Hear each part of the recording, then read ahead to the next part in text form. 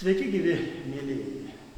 Šiandien esu Vilniaus universiteto Kairėnų botanikos sode, kur vyksta puikus renginys štai šitos nuostabiai gražios ir įdomios knygos sutiktuvės.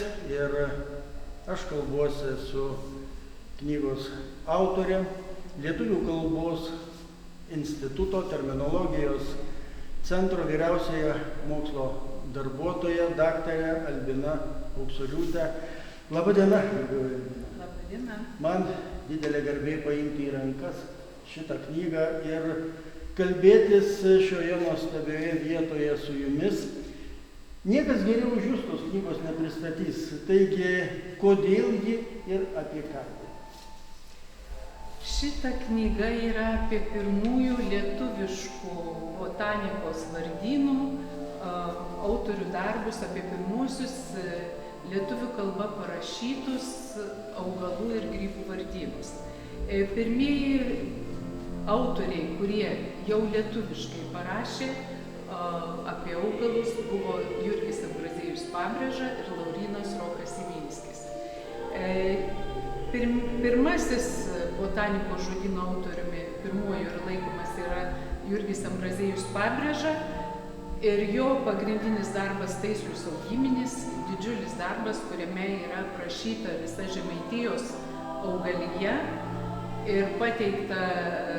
Šį darbą jau sudaro dvi dalys. Pirmoje dalyje yra aprašyti terminai, augalų morfologijos terminai, o antroji dalis skirta vardynui, pateikta augalų sistematika ir aprašytos yra pavadintos lietuviškai 801 gentis, augalų ir grybų gentis. Pateikti ne tik lotyniški jų vardai, lietuviški vardai, kuriuos terminologizavo, sukūrė arba keletą jų paskolino Pabrėža, pavadindamas lietuviškai tos augalus. Greta dar kai kur yra ir latviškų, ir lenkiškų vardų pateikta, bet didžiausia vertybė yra tie lietuviški vardai, kuriais įvardijo Pabrėža augalus. Garbioji Albina, ar parašiusi šitą knygą jūs jaučiatės daugiau lituaniste, filologe ar botanikė? Aš esu terminologė. Ir terminologija yra susijusi ne tik su kalba, bet ir su specialiaja sritimi. Tai šiuo atveju su botanika, nes terminologas, nesuvokdamas specialiosios srities, botanikos srities, terminijos sąvokų irgi sunkiai supras, apie ką jis kalba, apie ką jis rašo. Ir vis dėlto Pabrėža ir Ivinskis, kiek jie buvo pionieriai, kiek jie turėjo patys sugalvoti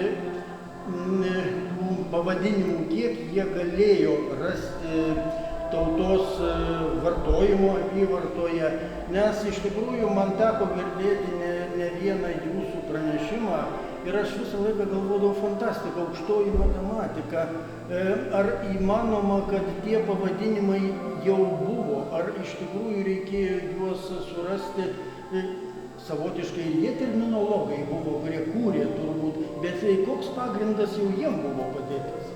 Taip, ir dar paminėsiu, kad tarp Pabrėžos ir Ivinskio darbų, Pabrėžos Taislius, kaip minėjau, pagrindinis darbas Taislių saugyminis, jis jį baigė rašyti 1843 metais, o apie 1870 metus, tiksliai nežinoma, bet taip manoma, kad Ivinskis parengė savo irgi didžiulį darbą Prigimtūmenė. Tai abu jie vienas buvo kunigas vienuolis, bet mokėsis Vilniaus universitete, Ivinskis buvo mokytojas, abu buvo, galima sakyti, nebuvo tų sričių visiškai specialistai. Jie buvo, kaip jūs sakote, pionieriai, kurie pirmieji lietuviškai parengė tokius didžiulius darbus. Žinoma, buvo prieš tai užsienio rengtų darbų, jie buvo susipažinę su naujausia literatūra užsienio kalbomis ir Lenkijos, ir Prancūzijoje leistais darbais, bet lietuviškai jie pirmieji įvardijo, naudodamiesi, jie pirmiausia teikia, turėjo tą visą lotynišką nomenklatūrą, lotyniškai augalų vardus ir jie ieškojo tų lietuviškų. Lietuviškus jie rinko šnekamoje liaudies kalboje ir tie liaudiniai augalų vardai, kuriuos jie surasdavo, užsirašydavo, jie yra įtraukti ir vieno ir kito. Bet vis tiek ne kiekvieną augalą buvo pavadinę, kiekvieną grybą žmonės vadino tais specialiais vardais. Kai kurios augalus vienoje tarmėje tą patį augalą vadino vienaip, kitoje kitaip, kai kurie turi keletą sinonimų, įvairiai pavadinami tie augalai.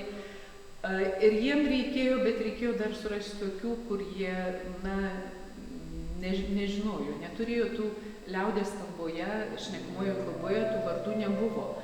Ir jiem reikėjo tiesiog juos sugalvoti, sukurti, bet vienas ir kitas rinko augalus Pabrėžai, sudarė herbariumus, jie skaitė literatūrą, važinėjo, Ivinskis dirbo ir gyveno ne viename dvare, ten vėlgi buvo ir atvežtinių įvairių augalų, jie juos pažinojo ir galvojo, remdamiesi tai, kokia būdinga ypatybė to augalų, jie bandė kurti tos augalus. Tai štai įdomus momentas, o kiek lietuvių kalboje prigijo tų jūsų kurtų pavadinimų, kiek mes dabar dar turime vartosenoje?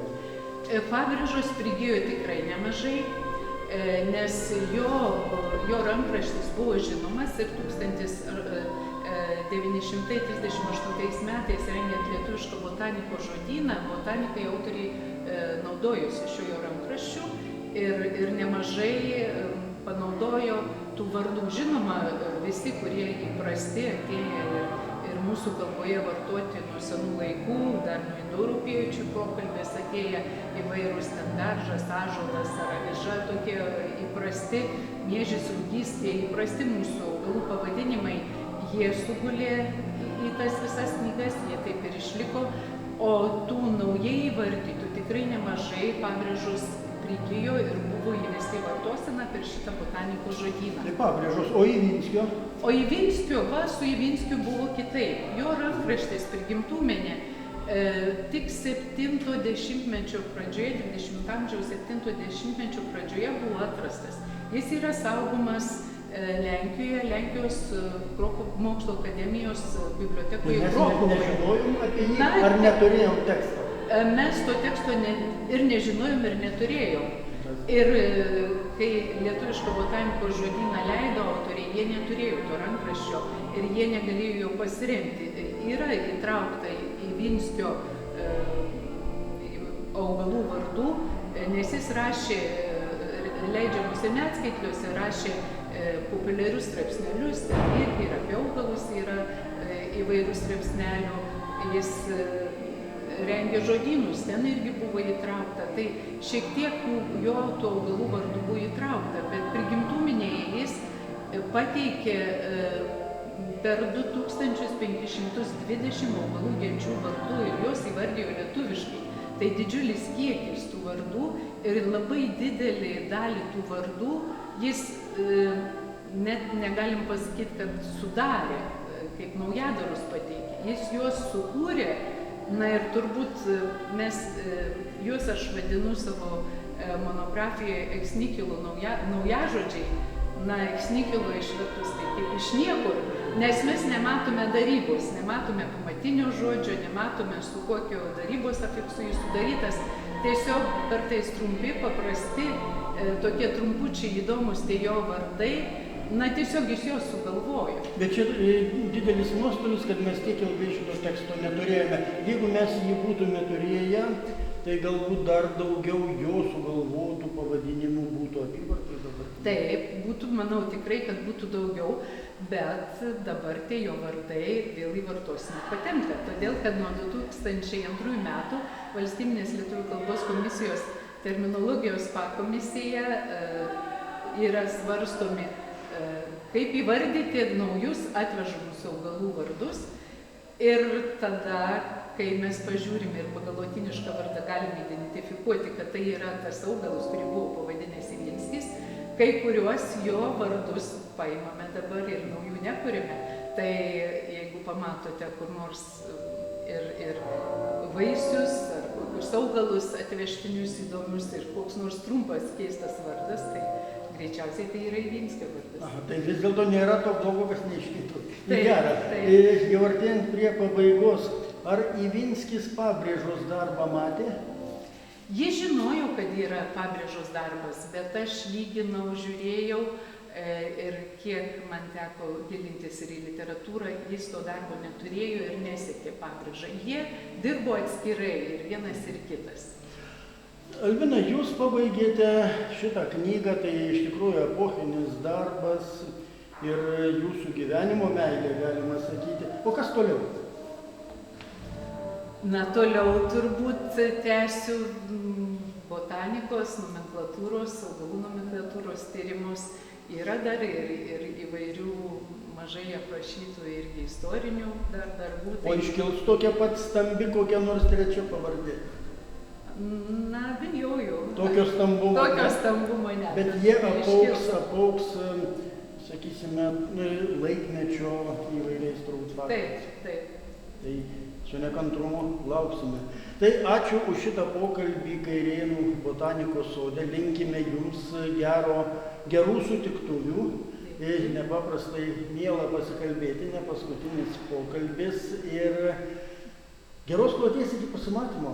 Dėkui. Ir primenu, kad mes kalbėjomės su štai šitos puikios knygos lietuviški augalų ir grybų vardai XIX amžiuje Jurgio Ambraziejaus Pabrėžos ir Lauryno Roko Ivinskio vardynai autorė sutiktuvių Vilniaus universiteto Kairėnų botanikos sode metu, tiksliau prieš sutiktuves. Taigi, dėkoju daktariai Albinai Auksoriūtei ir primenu, kad su ja kalbėjusi Audrys Antanaitis, o filmavo Karina Kraupaitė.